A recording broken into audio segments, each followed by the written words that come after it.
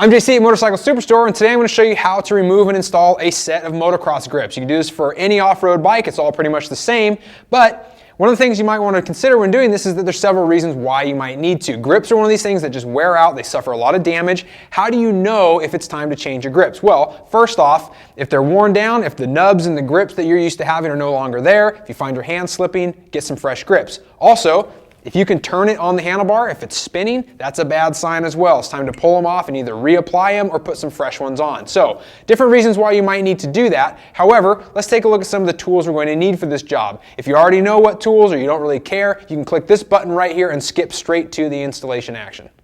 The tool lineup is pretty basic. First off, we need a small screwdriver. This can be a flathead or a Phillips, doesn't really matter. We're going to use it to uninstall, and we're also going to use it to help install the new grips as well. So very important to have that little guy.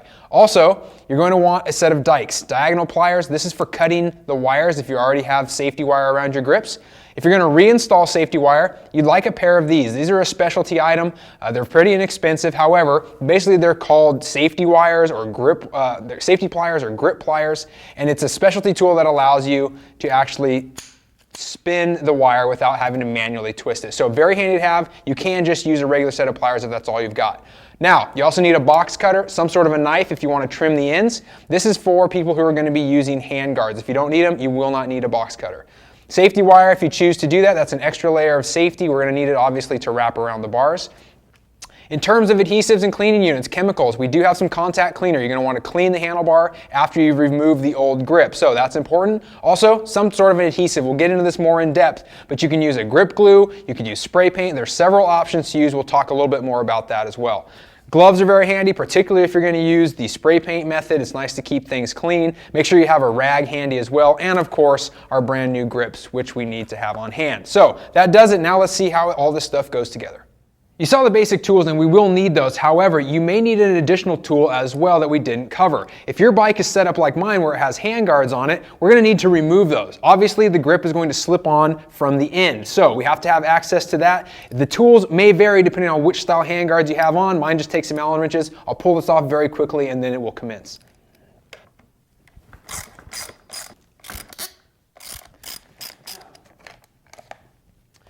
Okay, now that we got access to this thing, getting them removed is actually pretty easy, depending on which type of grips you have on. If they're aftermarket grips like this one, they're probably loose, they're pretty easy to pull off. However, if they're your stock grips, those things are gnarly. They're vulcanized on there. They're probably not spinning, they're probably just worn down. You may have to use a box cutter to cut this thing all the way off. However, for something like this, we shouldn't have to go that far. So we'll use our dikes here. This already has safety wire on it. We're going to need to remove that first and foremost. If you're trying to reuse these grips, be careful not to cut big chunks in it as you're doing this. I'm not going to do that, so I don't really care.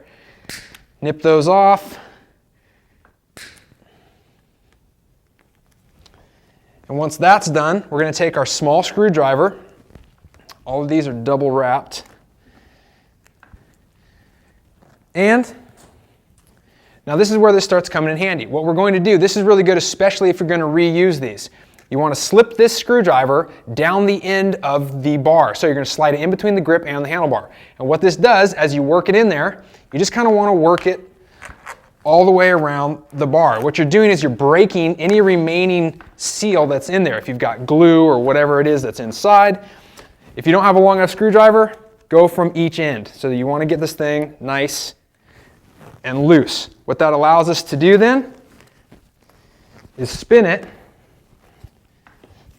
or pull it straight off, depending on how loose it is, all the way off the handlebar.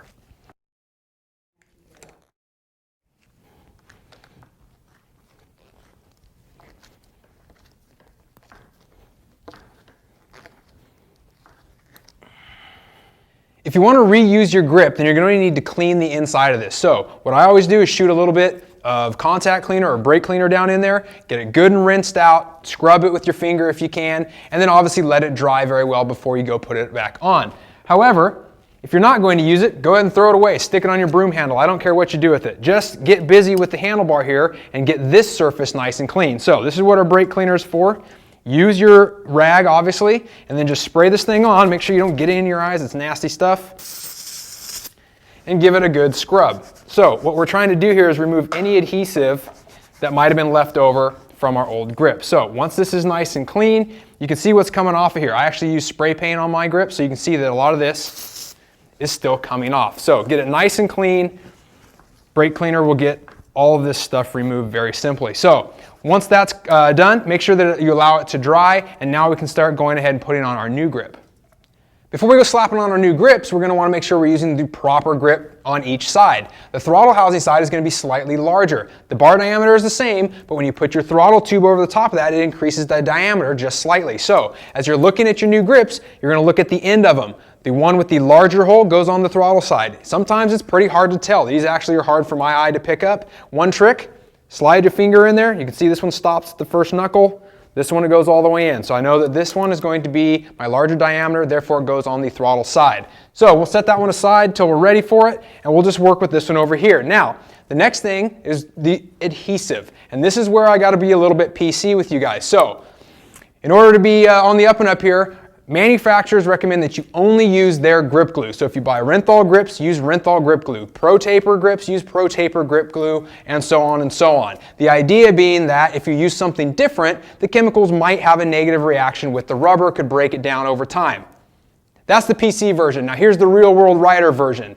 Anything that sticks pretty much works. Grip glue, shoe glue, super glue. I use spray paint, spray adhesives or something you might consider. The worst thing that really happens is your grip comes off, which could be dangerous like we mentioned, but keep in mind you can find what works for you and what doesn't. I've gone with spray paint. This is the easiest option for me. The reason I choose this is because it allows for it to lubricate very well. You put it inside a heavy coat and it slips on the bar. When you're trying to squeeze this onto the bar, it doesn't want to go on there by itself. You put tacky grip glue on there as well, or inside of here, it makes it even more difficult. So this is nice. I will say it doesn't grip necessarily as strong. So use whatever you're comfortable with, but keep in mind there are several options. So what we're going to do now is use our spray paint. We're just going to give this thing a nice thick coat in here. This is one of the reasons why we're wearing gloves, so it doesn't get everywhere. You might want to put a drop cloth down if you're in your shop or whatever. Keep in mind, it will start to drip, so make sure it's not falling on your body panels. Give it a quick once over when you're done and wipe off any paint that might have dripped. Same thing goes with glue if you're using that as well. Here's a little pro tip for you as well. This isn't mandatory, but it makes your life a lot easier. Remember that little screwdriver we were talking about? The reason we're going to need it to install, we're going to actually poke a hole in the end of our grip. Now, this can potentially allow dirt to get in, so decide whether or not it's something that you want to do. However, since I run bark busters, I'm going to cut the ends of mine off anyway. So, in order to put these things on, you're actually fighting a couple different forces. This basically fills up with air as you push it in there, and it creates a back pressure. So if you poke a little hole in it like this, very simple, just in and out, it allows an escape for that air to be pushed out the back. It'll allow it to slide on much easier. So let's give this thing a shot of spray paint here, or glue if that's your style, and we'll see if we can get on the handlebar. Hold it close to it, that way you're not making a huge mess. I'm usually pretty liberal with the paint. Like I said, it helps lubricate. See how easy I am able to slip this thing on? That's really easy compared to trying to do this without paint. So that's definitely one of the benefits. Now, whether you're dealing with paint or grip glue, it's going to start getting tacky really quick. So you want to make sure that these grips are oriented the proper way. Sometimes it's hard to do. This is up here at my chest level. You might want to get back on the bike to where it's down here in the riding position and make sure that you have this thing rotated evenly in the direction you would like it. This one makes it pretty easy because it says front this direction. So pretty straightforward. But typically half waffle grips, the waffles will be on the bottom side to give you more grip on your fingertips. So this one seems like it's lined up pretty well. I'm going to be happy with that, right about there. Now, all you have to do really is let this thing dry.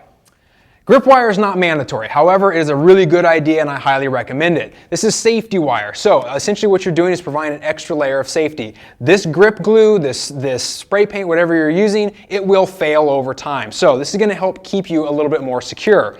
Especially for guys like me who have death grips on these things, we twist them off. I usually double or triple wire all of my grips. Now you're going to notice that the grips will often have some sort of a groove that's designed to allow this. So you don't want to have these causing problems, causing blisters underneath your gloves. So this one has 3 different grooves. One up here at the thumb guard, one in the center, one on the end. And this is basically a guideline for this wire to then lay inside of, and it's going to be pretty much flush with the top of the grip. So One thing about the wire, you can buy this at any bike shop, obviously, hardware stores carry it. I grew up on a farm, I used electric fencing wire pretty much my whole life. So any type of wire will essentially work. One of the nice things about this sort of thinner wire is it's very easy to then tuck underneath. After we snip it, you're gonna have to tuck that end, and you don't want a big beefy piece of wire under there. So the thinner stuff works pretty well.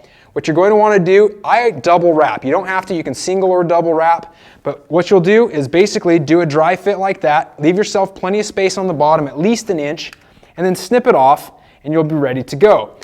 Now, before you go ahead and redo this every single time, take this thing off, pull it out straight, and then measure out several of these. If you want 2 per or whatever, measure them out, cut them before you start. That'll be a lot easier. Also, give yourself a couple extra because you're gonna break them. I break probably 50% of the ones I do. So you just gotta learn to get a feel for your wire and for your pliers. Now, as we lay this on, we do not want them to cross over. We'd like them to stay side by side. Then, as we pull them down, give them one twist as kind of as high up as you can get. And then I give it a few extra as well because once this set of pliers gets on, you're going to see exactly how they work. This is where this specialty tool comes into play. If you were to do this manually by hand, that's a lot of pulling and twisting. With these, you're able to pinch onto the wire with the tips, and then if you'll notice, there's a locking device here. So you grip it at the base and slide this lock into place, and now it'll hold there. And as you pull this bottom piece, it's going to spin the wire on its own. So, makes it very handy. You want to look underneath there, kind of get an idea of how far you can go. And then, when it's ready to be snipped off, you simply press this, it releases the lock. And you want to leave yourself about ½ an inch, 5/8. The nice thing about that, it may seem a little bit long to you, but here's what you want to do. Think about gripping your handlebar. So, our hands typically go this way, right? So, we do not want the end of the wire catching our finger as it rotates around. So you're going to want to bend your wire to the front of the grip. That's going to be the best way to do it. Now, before we do that, take the very end, grip it, and make a small hook right at the base. That hook is then going to dig into the rubber and help it stay there and tuck it away so that it's not catching your fingers. So using the tip of your pliers, you can probably get most of it all the way over with your thumb, but then you want to use your pliers and really dig that wire up into the rubber. Press it in there, try to poke it into the rubber itself, and make it disappear. And now, what you're left with is a relatively smooth face. So you're not going to feel that as your hand rotates back, or on the throttle especially when you're doing it, it won't be snagging your fingers. So this is how it's properly wired. Put as many on as you like. If you want to put 5 of them on there, go for it. I don't care. But keep in mind, try to keep them even. If you're a death gripper, you may need a little bit more wire than if you're someone who has a light style of riding. So that pretty much does it. It's going to be the exact same thing on the other side. I will make one note, however. As I was installing this grip, you saw me kind of twist it back and forth. It's not going to work the same on your throttle side because as you twist it back, the throttle is just going to turn, so it won't give you any resistance. So as you're sliding that on, just twist it to the front of the bike as you're pushing it. That will allow you to get it on there nice and easy. So it's the same thing, however. Use all the same utensils, use the same wiring technique, and you'll be set to go. That's how you do your grips. It's very simple. I'm telling you, as soon as you're done listening to me, you can just do this very quickly. So it's something that you can do on a regular basis. Fresh grips are really important, and like we mentioned, it's a big safety thing. So thanks for watching. Hopefully this gets you off and running with some fresh handle grips, and we'll see you next time at Motorcycle Superstore.